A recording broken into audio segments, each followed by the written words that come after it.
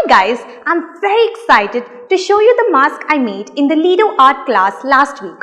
Here it is. Look how this folds vertically along this line of symmetry. On folding it vertically, the two halves thus formed completely overlap with each other. This way, the mask occupies less space and does not get damaged.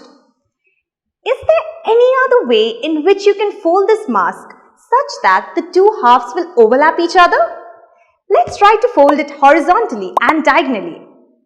Oh, in these ways, the two halves do not overlap with each other exactly. There is some part which does not coincide with the other half in each case. Thus, we conclude that this mask has one line of symmetry which runs vertically.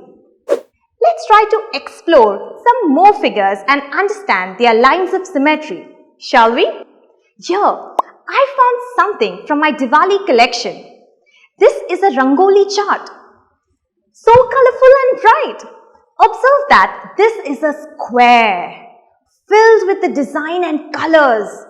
The interesting fact about this square is that it can be folded along the vertical line passing through the center such that the two halves are exactly identical.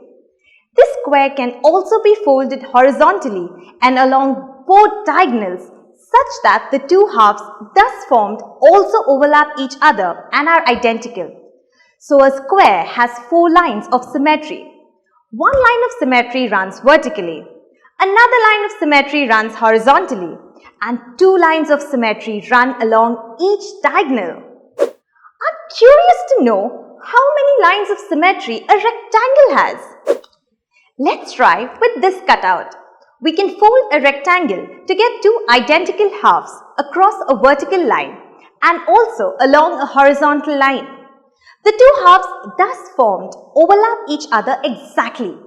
But when we fold the rectangle diagonally, the two halves do not meet each other exactly. Thus, we conclude that in a rectangle, there are only two lines of symmetry, one which runs vertically and the other which runs horizontally. You know, last week at the Lido art class, we were using circular paper plates for artwork.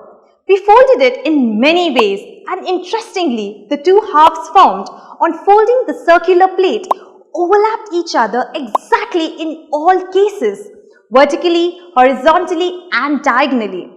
Also, on folding the circular plate across any line other than the above mentioned lines of symmetry, the two halves formed were always identical and overlapped each other exactly.